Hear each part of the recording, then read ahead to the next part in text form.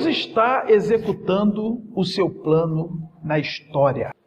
O profeta Sofonias, ele profetizou entre os anos 640 e 609 a.C. Ele é considerado um profeta de sangue real, porque aí no capítulo 1, versículo 1, diz que ele é tetraneto do rei Ezequias.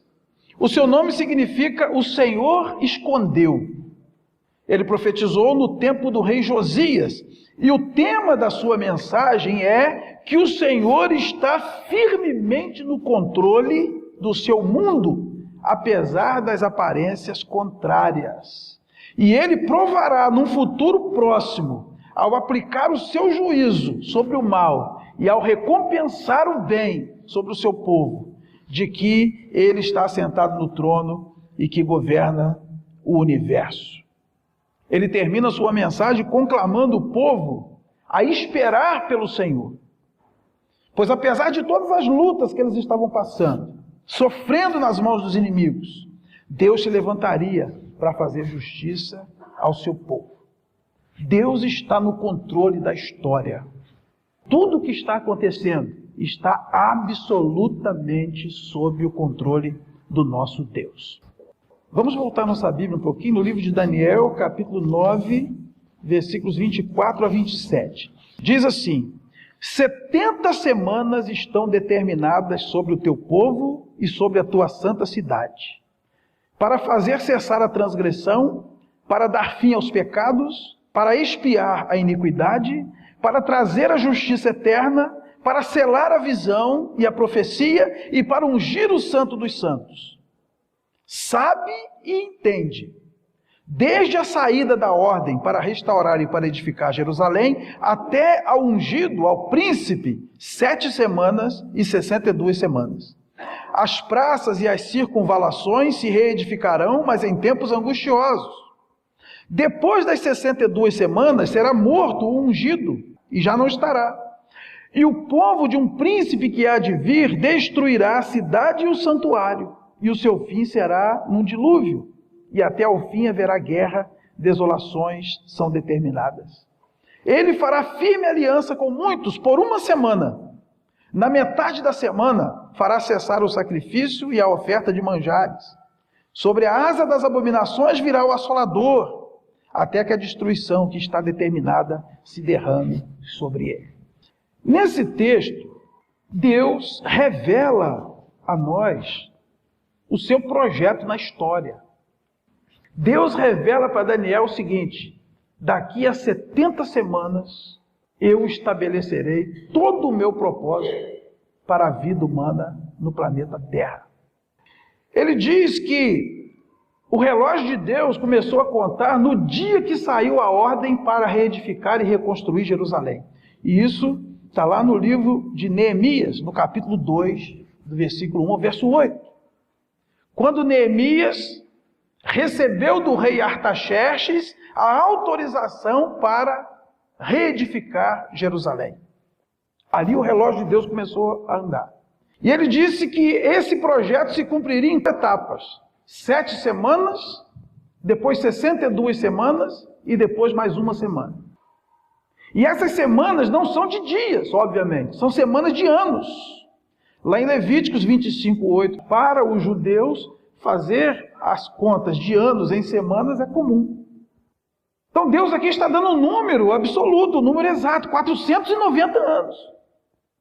E ele disse que em 490 anos, ele estabeleceria o seu reino e faria cessar a iniquidade e instalaria o seu reino eterno.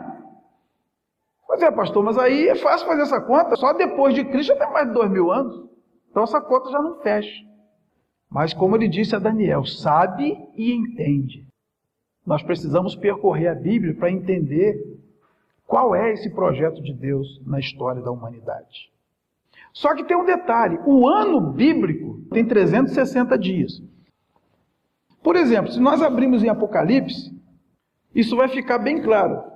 Apocalipse capítulo 12, versículo 6. A mulher, porém, fugiu para o deserto, onde lhe havia Deus preparado lugar, para que nele a sustentasse durante 1260 dias.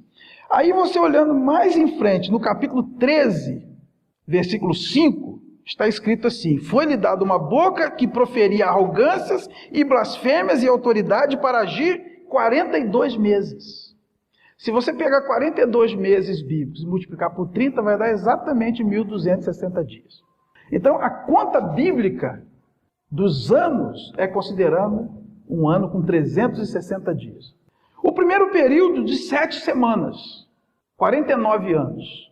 Esse período foi o tempo gasto para se reconstruir Jerusalém. Esse período começou no ano 445 e foi até mais ou menos o ano 396 a.C., quando terminou-se a reconstrução de Jerusalém após o retorno do cativeiro. O segundo período, mais 62 semanas. Pelo nosso calendário, mais 434 anos.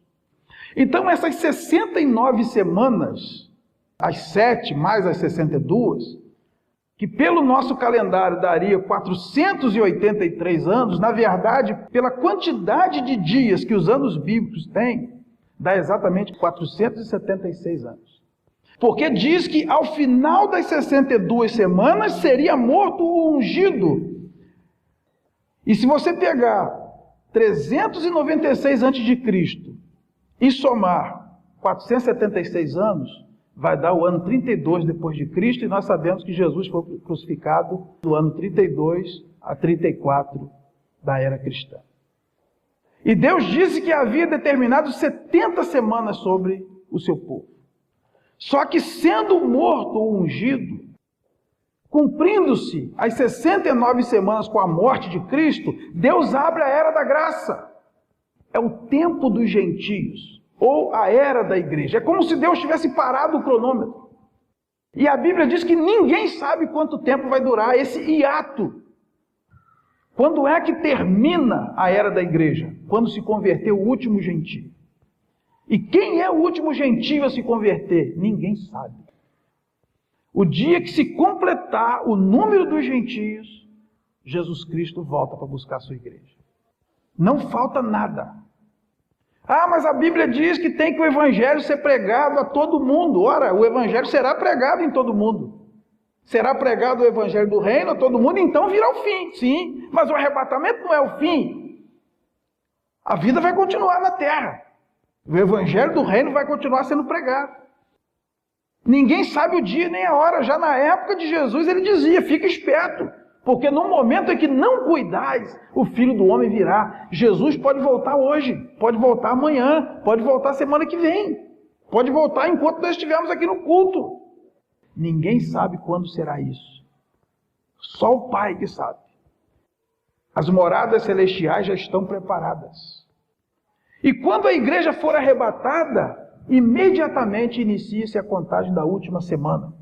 E a Bíblia chama essa última semana de Daniel de a grande tribulação, que é o quarto período desse plano que Deus estabeleceu sobre a terra. 7 semanas se cumpriram. Depois mais 62 semanas até o ungido. O ungido já foi morto. A era da graça está em andamento. E a qualquer momento, a próxima fase se iniciará. Mateus capítulo 25, do 15 ao 22. Quando, pois, virdes o abominável da desolação de que falou o profeta Daniel, ao lugar santo, quem lê entenda. Então os que estiverem na Judéia fujam para os montes. Quem estiver sobre o eirado, não desça a tirar da casa alguma coisa. E quem estiver no campo, não volte atrás para buscar a sua capa. Ai das que estiverem grávidas e das que amamentarem naqueles dias. Orai para que a vossa fuga não se dê no inverno nem no sábado, porque nesse tempo haverá grande tribulação, como desde o princípio do mundo até agora não tem havido, nem haverá jamais. Não tivessem aqueles dias sendo abreviados, ninguém seria salvo, mas por causa dos escolhidos, tais dias serão abreviados. Uma tribulação que nunca se teve notícia. Então esses 7 anos serão divididos em 2 períodos de 3 anos e meio. O anticristo se manifestará na grande tribulação e fará aliança com Israel por uma semana.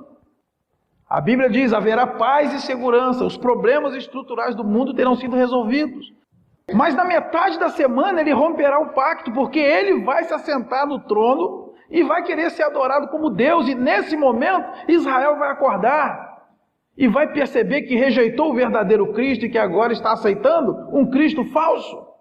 E os judeus serão o único povo no planeta em rebeldia contra o sistema implantado. É o que diz Daniel no capítulo 9, versículo 27. Se uma semana são 7 anos, a metade da semana são 3 anos e meio. E é exatamente essa conta que Apocalipse traz para nós. Apocalipse capítulo 12, versículo 6. No capítulo 13, versículo 5, se você pegar 42 meses bíblicos e multiplicar por 30, vai dar exatamente 1.260 dias. 1.260 dias, se você dividir por 360, vai dar quanto? 3,5. É porque você transforma dia em ano, você divide por 360, né? E se você transformar mês em ano? Divide por 12, né? Se você pegar 42 e dividir por 12, vai dar quanto? 3,5. Então, 1.260 dias é 3 anos e meio. 42 meses também são 3 anos e meio. Ainda em Daniel, capítulo 7, versículo 25, vai aparecer lá um tempo, 2 tempos e metade de um tempo. A mesma coisa que vai aparecer aí em Apocalipse, capítulo 12, versículo 14, no final. E foram dadas à mulher as 2 asas da grande águia para que voasse até o deserto, ao seu lugar, aí onde é sustentada durante um tempo, tempos e metade de um tempo, 3,5. A grande tribulação, a fase do sofrimento, vai durar 3 anos e meio. Na metade da semana, após o pacto ser rompido, será todo mundo contra o povo de Deus. E eu sou capaz de garantir para vocês, os crentes não estarão mais aqui. A Bíblia dá outros nomes a esse período de grande tribulação, da última semana de Daniel. O dia da vingança do nosso Deus, o tempo da angústia de Jacó, o dia das trevas, o dia do Senhor, aquele dia, o grande dia, o dia da ira. São outros nomes que a Bíblia diz para esse tempo, onde a igreja não estando mais aqui, o juízo de Deus será derramado sobre os rebeldes que ficarem. E aqueles que receberem a marca da besta, que nada mais é do que aqueles que se aliançarem com o anticristo para implantar um sistema anti-Deus. Está lá em 2 aos Tessalonicenses, capítulo 2, versículos 2 ao 10, que eu gostaria de ler com vocês. A que não vos demovais da vossa mente com facilidade, nem vos perturbeis, quer por espírito, quer por palavra, quer por epístola, como se procedesse de nós, supondo que tenha chegado o dia do Senhor.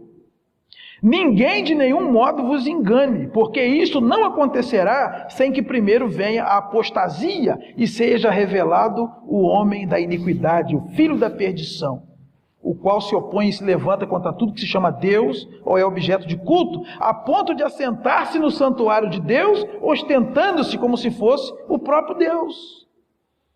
Não vos recordais de que ainda convosco eu costumava dizer-vos estas coisas?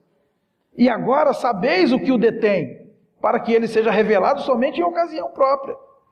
Com efeito, o mistério da iniquidade já opera, e aguarda somente que seja afastado aquele que agora o detém. Então será de fato revelado o iníquo, a quem o Senhor Jesus matará com o sopro da sua boca e o destruirá pela manifestação da sua vinda. Ora, o aparecimento do iníquo é segundo a eficácia de Satanás, com todo o poder, sinais e prodígios da mentira, e com todo o engano de injustiça aos que perecem, porque não acolheram o amor da verdade para serem salvos. Portanto, o mistério da iniquidade já opera. O diabo não é onisciente, ele não sabe o dia do arrebatamento da igreja. Então ele sempre tem alguém na fita. Se a igreja for arrebatada hoje, ele já tem alguém para colocar. A igreja subiu, essa pessoa assume. E ele está esperando que seja afastado aquele que o detém. Quem que detém a ação do anticristo no mundo? É o Espírito Santo, que age no mundo e vai agir enquanto a igreja estiver no mundo. Mas quando a igreja subir, o Espírito Santo também será retirado da terra. Então, o anticristo se manifestará na terra na grande tribulação. Acontecerá a aliança do anticristo com Israel, o anticristo romperá a sua aliança com Israel na metade da semana, 144 mil judeus pregarão o evangelho do reino na grande tribulação, haverá os juízos sobre os 7 selos, os juízos sobre as 7 trombetas, os juízos sobre as 7 taças e a quase destruição completa de Israel na batalha do Armagedon. São os eventos que vão acontecer na grande tribulação. Não queira ficar para ver. O mundo já passou por fases horríveis. Já aconteceu muito sofrimento nesse mundo, irmãos. Mas dos dias da grande tribulação, nunca houve antes e nunca haverá depois. O evento que marcará o início da grande tribulação, ou seja, quando o relógio de Deus volta a correr para marcar a última semana, é o arrebatamento da igreja. Lá em 1 Tessalonicenses, capítulo 4, versículo 17, olha o que está escrito. Não queremos, porém, irmãos, que sejais ignorantes com respeito aos que dormem, para não vos entristecerdes como os demais que não têm esperança. Pois se cremos que Jesus morreu e ressuscitou, assim também Deus, mediante Jesus, trará em sua companhia os que dormem. Ora, ainda vos declaramos por palavra do Senhor isto: nós, os vivos, os que ficarmos até a vinda do Senhor, de modo algum precederemos os que dormem. Porquanto o Senhor mesmo, dada a sua palavra de ordem, ouvida a voz do arcanjo e ressoada a trombeta de Deus, descerá dos céus e os mortos em Cristo ressuscitarão primeiro. Depois nós, os vivos, os que ficarmos, seremos arrebatados juntamente com eles entre nuvens para o encontro do Senhor nos ares, e assim estaremos para sempre com o Senhor. Esse evento, o arrebatamento da igreja e a transformação dos crentes que já tiverem morrido, desde Adão, esse evento marcará o início da grande tribulação. A palavra arrebatamento no grego é harpazo, que significa tomar, arrancar a força, raptar, num abrir e fechar de olhos. Assim como o relâmpago que sai do Oriente e vai ao Ocidente, Deus captura o seu povo. Como diz no hino, aviões sem seus pilotos, carros sem seus motoristas. Vai ser uma coisa, porque será num abrir e fechar de olhos. Num abrir e fechar de olhos, milhares e milhares de pessoas simplesmente desaparecerão da terra. E quem é que será arrebatado nesse momento? A Bíblia diz: os verdadeiros crentes, independente da denominação, até da religião que eles tiverem, e até se ele não tiver religião nenhuma, porque Deus é quem sabe. Está escrito que muitos virão do Oriente e do Ocidente e tomarão lugar à mesa de Abraão, enquanto os do reino ficarão de fora. As crianças serão arrebatadas. Por isso diz: ai das que estiverem grávidas e das que amamentarem naqueles dias. Até as crianças no ventre das grávidas vão ser arrebatadas. As crianças de peito serão arrebatadas. Então será um mundo sem criança.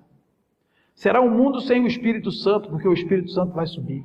Será um mundo sem Bíblia, porque Isaías diz que a Bíblia será selada. Você dará o livro a quem sabe ler e ele diz: não estou entendendo, porque a Bíblia será como um livro selado. Não vai ficar fácil para ninguém. Agora eu pergunto, hoje com os crentes, com as crianças, com o Espírito Santo, com a Bíblia, o cara não quer, será que vai querer depois? Não vai, né? Para apanhar do anticristo? Mas não vai mesmo. A coisa vai ficar difícil. O arrebatamento é a primeira fase da segunda vinda de Cristo. Ele se dará nos ares, só a igreja verá. Jesus não pisa a terra. Os salvos serão arrebatados e aqueles que já tiverem morrido em Cristo terão seus corpos transformados e glorificados. Alguns eventos acontecerão logo em seguida ao arrebatamento. Primeiro, a primeira ressurreição. Os seres humanos ressuscitarão em 2 etapas. Uma parte na primeira ressurreição e outra parte na segunda ressurreição.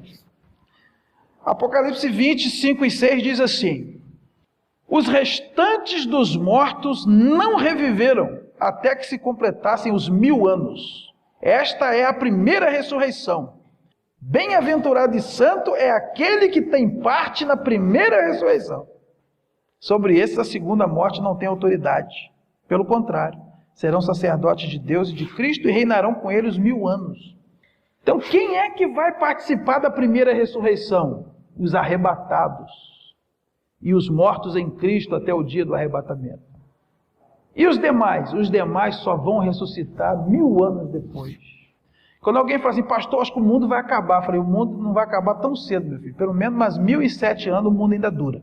Porque são os 7 anos da grande tribulação e os 1000 anos do milênio. Daí para lá. Deus está exercendo o seu controle na história. Está tudo exatamente como Ele planejou. No momento do arrebatamento, acontece a primeira ressurreição. Os que já tiverem morrido serão glorificados, ressuscitarão primeiro, e os vivos serão transformados. Nós receberemos corpos glorificados. É um corpo igual ao que Jesus recebeu quando Ele ressuscitou. Não sei se vocês lembram, quando chegaram lá diante do túmulo aberto, o túmulo estava vazio. Eles não acharam restos mortais. Acharam só o lençol. Ou seja, Deus não vai nos dar um corpo novo, Ele vai transformar o nosso corpo num corpo glorificado. Ah, mas e aquele que já morreram há mais de 1000 anos, que já virou pozinho? Fica tranquilo, Deus sabe onde está cada pozinho. Nós não cremos na reencarnação, nós cremos na ressurreição. Reencarnação é voltar em outra vida, em outro corpo. Ressurreição é ressurgir com o mesmo corpo. E foi exatamente com o corpo que Jesus ressuscitou que Ele foi elevado ao céu e se assentou à direita de Deus. Então Jesus não evaporou em fumaça. Não era uma teofania, não era uma visão, era um corpo. Tanto que quando Tomé não acreditou, ele botou, olha aqui, ó, põe a mão aqui. E Tomé botou a mão e disse, Senhor meu, Deus meu. Um corpo palpável. Só que não mais carne e sangue. Porque carne e sangue não pode herdar o reino de Deus. Feliz é aquele que faz parte da primeira ressurreição. Depois, nós nos apresentaremos diante do tribunal de Cristo, onde as nossas obras serão julgadas. O tribunal de Cristo não é para dizer se a pessoa será salva ou não. É simplesmente para entrega de galardão. 1 Coríntios 3, do 10 ao 15. Diz assim, segundo a graça de Deus que me foi dada, lancei o fundamento como prudente construtor. E outro edifica sobre ele, porém cada um veja como edifica. Porque ninguém pode lançar outro fundamento além do que foi posto, o qual é Jesus Cristo. Contudo, se o que alguém edifica sobre o fundamento é ouro, prata ou pedras preciosas, madeira, feno ou palha, manifesta se tornará a obra de cada um, pois o dia a demonstrará, porque está sendo revelada pelo fogo. E qual seja a obra de cada um, o próprio fogo a provará. Se permanecer a obra de alguém que sobre o fundamento edificou, esse receberá galardão. Se a obra de alguém se queimar, sofrerá ele dano, mas será salvo, todavia como que através do fogo. Nós compareceremos diante do tribunal de Cristo e apresentaremos as obras das nossas mãos.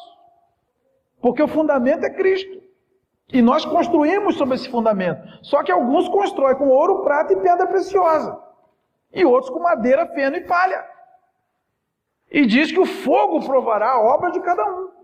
Se você joga ouro, prata e pedra preciosa no fogo, purifica, fica mais bonito. Se você joga madeira, feno e palha, aquilo queima que não fica nada. Só que aí não está falando de salvação, porque mesmo que a obra da pessoa se queimar e não ficar nada, ela será salva, como que pelo fogo. Só que sofrerá detrimento, sofrerá dano, ou seja, passará uma vergonha federal. Então o tribunal de Cristo não é para salvação, é para galardão, a obra de cada um. E eu entendo que depois dessa cerimônia, da entrega das coroas, todos nós entregaremos nossa coroa aos pés de Jesus. E no céu não vai ter esse negócio de coronel, comandante, sargento. No céu seremos todos iguais. Mas essa premiação de chegada será para aqueles que trabalharam no Senhor. Como diz 1 Coríntios 15, né? Sede firmes e constantes, sempre abundantes na obra do Senhor, porque o vosso trabalho não é vão no Senhor. E depois do tribunal de Cristo, as bodas do Cordeiro.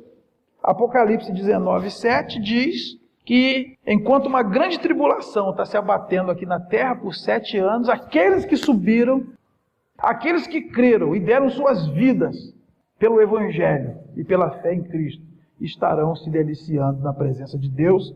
É o que está escrito lá em Apocalipse, capítulo 19, versículo 7. Alegremo-nos, exultemos e demos-lhe a glória, porque são chegadas as bodas do Cordeiro, cuja esposa a si mesma já se ataviou. Passados os 7 anos, a tribulação na terra se tornando insuportável para os judeus, a igreja celebrando as bodas do Cordeiro no céu. Então acontece a segunda fase da segunda vinda de Cristo. E aí acontece a batalha do Armagedon. É quando Jesus, com o sopro da sua boca, ele derrota todo o exército do anticristo. Mateus capítulo 24, versículo 30 e 31. Então aparecerá no céu o sinal do Filho do Homem. Todos os povos da terra se lamentarão e verão o Filho do Homem vindo sobre as nuvens do céu com poder e muita glória. E ele enviará os seus anjos com grande clangor de trombeta, os quais reunirão os seus escolhidos dos quatro ventos de uma a outra extremidade dos céus. Vocês percebam, na primeira fase da segunda vinda, ninguém vê Jesus. Ele arrebata a igreja, ele não pisa na terra, é um abrir e fechar de olhos. Mas na segunda fase, depois que já ocorreu as bodas do Cordeiro, ele vem, e ele vem com seus anjos, com a igreja, e todos os olhos o verão. E ele então reúne os seus escolhidos, aqui já estamos falando dos judeus. A igreja já foi, a igreja está glorificada. Então, com o sopro da sua boca, ele vence o exército do anticristo. O que vai acontecer nessa segunda fase da segunda vinda? Jesus pisa o Monte das Oliveiras, está lá em Zacarias 14, 4. Ele virá acompanhado dos seus santos, os glorificados. Zacarias 14, 5, 1 aos Tessalonicenses 3, 13. E nesse momento, depois de vencido o anticristo e resgatado o seu povo, Jesus institui um reino milenar na terra. Apocalipse 20, versículos 4 a 6. Vi também tronos, e nestes sentaram-se aqueles aos quais foi dada a autoridade de julgar. Vi ainda as almas dos decapitados por causa do testemunho de Jesus, bem como por causa da palavra de Deus, tantos quantos não adoraram a besta, nem tampouco a sua imagem, e não receberam a marca na fronte e na mão, e viveram e reinaram com Cristo durante 1000 anos. Os restantes dos mortos não reviveram até que se completassem os 1000 anos. Esta é a primeira ressurreição. Bem-aventurado e santo é aquele que tem parte na primeira ressurreição. Sobre estes a segunda morte não tem autoridade, pelo contrário, serão sacerdotes de Deus e de Cristo e reinarão com ele os 1000 anos. O que é o milênio? É o reinado de 1000 anos de Jesus Cristo aqui na terra, após a grande tribulação. Será um reino de justiça e de paz. Isaías 11, de 1 a 10 diz assim: do tronco de Jessé sairá um rebento e das suas raízes um renovo. Repousará sobre ele o Espírito do Senhor, o Espírito da sabedoria e do entendimento, o Espírito de conselho e de fortaleza, o Espírito de conhecimento e de temor do Senhor. Deleitar-se-á no temor do Senhor, não julgará segundo a vista dos seus olhos, nem repreenderá segundo o ouvir dos seus ouvidos, mas julgará com justiça os pobres e decidirá com equidade a favor dos mansos da terra. Ferirá a terra com a vara de sua boca e com o sopro dos seus lábios matará o perverso. A justiça será o cinto dos seus lombos e a fidelidade o cinto dos seus rins. O lobo habitará com o cordeiro e o leopardo se deitará junto com o cabrito. O bezerro, o leão novo e o animal cevado andarão juntos e um pequenino os guiará. A vaca e a ursa pastarão juntas, e as suas crias juntas se deitarão. O leão comerá palha como boi. A criança de peito brincará sobre a toca da áspide, e o já desmamado meterá a mão na cova do basilisco. Não se fará mal nem dano algum em todo o meu santo monte, porque a terra se encherá do conhecimento do Senhor, como as águas cobrem o mar. Isaías 65, do 17 ao 23, diz assim: pois eis que crio novos céus e nova terra, e não haverá lembrança das coisas passadas, jamais haverá memória delas, mas vós folgareis e exultareis perpetuamente no que eu crio. Porque eis que crio para Jerusalém alegria e para o meu povo regozijo. E exultarei por causa de Jerusalém, e me alegrarei do meu povo, e nunca mais se ouvirá nela nem voz de choro, nem de clamor. Não haverá mais nela criança para viver poucos dias, nem velho que não cumpra os seus, porque morrer aos 100 anos é morrer ainda jovem. E quem pecar, só aos 100 anos será amaldiçoado. Eles edificarão casas e nela habitarão, plantarão vinhas e comerão seu fruto. Não edificarão para que outro habitem, não plantarão para que outros comam, porque a longevidade do meu povo será como a da árvore, e os meus eleitos desfrutarão de todas as obras das suas próprias mãos. Não trabalharão debalde, nem terão filhos para a calamidade, porque são a posteridade bendita do Senhor, e os seus filhos estarão com eles. E será que antes que clamem eu responderei? Estando eles ainda falando, eu os ouvirei. O lobo e o cordeiro pastarão juntos, e o leão comerá palha como o boi. Pó será a comida da serpente, não se fará mal nem dano algum em todo o meu santo monte, diz o Senhor. Ou seja, no reinado milenar de Cristo, a terra voltará a ser um paraíso, porque toda maldição será retirada. Toda maldição que entrou na terra por causa do pecado, a maldição para o homem, a fadiga, a maldição para a mulher, as dores de parto, a maldição para a terra, produzir cardos e abrolhos, as pessoas vão voltar a viver igual viviam lá no começo, morrer com 100 anos vai ser morrer ainda jovem, quem pecar só com 100 anos será responsabilizado, com 100 anos ainda será menor de idade. Então o pessoal vai voltar a viver muito. Lembra depois do pecado, que vivia 969, 950, foi só baixando? E quanto mais a gente foi se afastando do paraíso, a idade só foi caindo. Tudo aquilo que existe na nossa história, que é consequência do pecado, será retirado. Jesus reinará na terra. Satanás será aprisionado. Lá em Apocalipse capítulo 20, versículos de 1 a 3. Então vi descer do céu um anjo, tinha na mão a chave do abismo e uma grande corrente. Ele segurou o dragão, a antiga serpente, que é o diabo, Satanás, e o prendeu por 1000 anos. Lançou no abismo, fechou e o pôs selo sobre ele, para que não mais enganasse as nações, até se completarem os 1000 anos. Depois é necessário que ele seja solto. Então já imaginou um mundo com Jesus governando? Ou seja, o cetro de justiça, sem desigualdade nenhuma. Um mundo sem violência, um mundo sem catástrofe natural, um mundo sem capeta. É um paraíso. Era assim que nossos pais viviam no Éden. Jesus vai nos dar a chance de experimentar um pouquinho disso antes da gente ir para a eternidade com Ele. Só que diz que no final do milênio é necessário que Satanás seja solto por um pouco. Por que é necessário? Para provar a fé daqueles que nasceram no milênio. Porque ninguém vai para o céu sem provar o seu amor a Deus. E durante o milênio muitas pessoas nascerão e serão crentes porque não tem outra opção. E Satanás será solto e sairá a seduzir as nações. Olha aí Apocalipse 20, 7, 8 e 9. Quando, porém, se completarem os 1000 anos, Satanás será solto da sua prisão e sairá a seduzir as nações que há nos 4 cantos da terra, Gog e Magog, a fim de reuni-los para a peleja. O número deles é como a areia do mar. Marcharam então pela superfície da terra e sitiaram o acampamento dos santos, e a cidade querida desceu porém fogo do céu e os consumiu. Ainda teve gente doida que seguiu Satanás depois disso tudo. Mas aí Deus peleja a sua última batalha, que é chamada de Gog e Magog, e acontece o último ato de Deus, que é o julgamento das nações, o julgamento dos ímpios. Aqueles que não ressuscitaram na primeira ressurreição. Aqueles que morreram sem Deus. E lá em Apocalipse, capítulo 20, de 11 a 15, traça para nós como será esse julgamento que a Bíblia chama de grande trono branco. Vi um grande trono branco e aquele que nele se assenta, de cuja presença fugiram a terra e o céu, e não se achou lugar para eles. Vi também os mortos, os grandes e os pequenos, postos em pé diante do trono. Então se abriram livros. Então outro livro, o livro da vida, foi aberto. E os mortos foram julgados segundo as suas obras, conforme o que se achava escrito nos livros. Deu o mar os mortos que nele estavam, a morte e o além entregaram os mortos que neles havia, e foram julgados um por um, segundo as suas obras.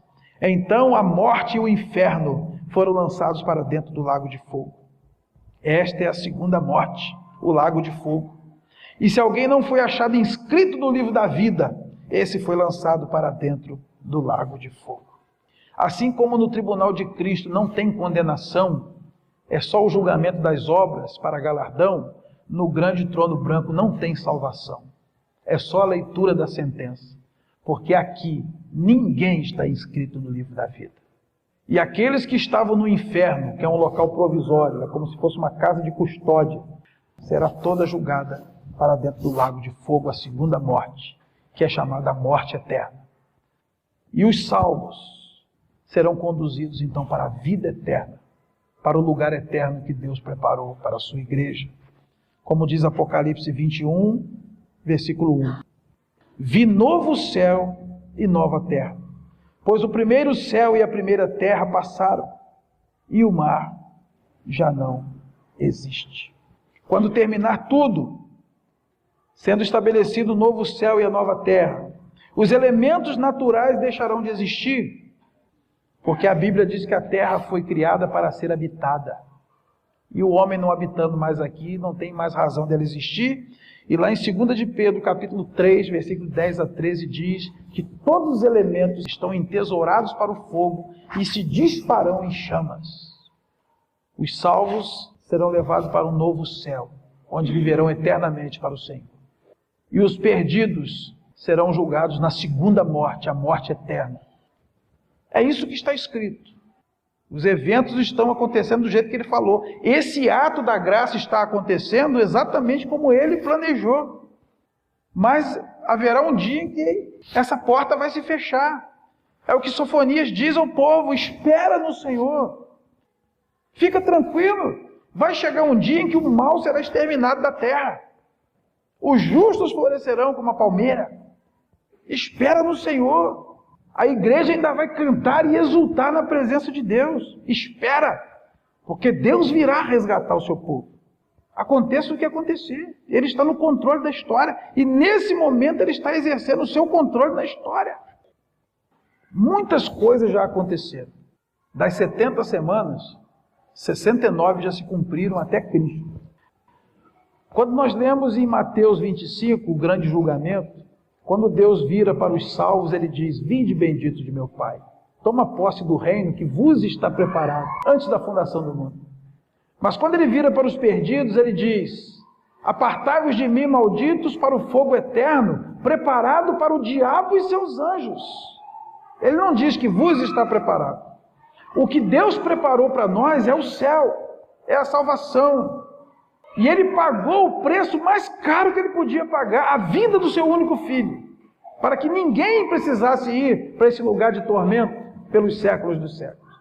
Só vai para lá quem quiser, quem se mantiver em rebeldia contra o Senhor. Há um plano de Deus na história. Nesse exato momento, Deus está executando o seu plano na história. Haverá um dia da prestação de conta. Os crentes prestarão conta dos seus dons diante do tribunal de Cristo. Os incrédulos prestarão conta diante do grande trono branco. Portanto, esse é o dia de nós analisarmos a nossa vida.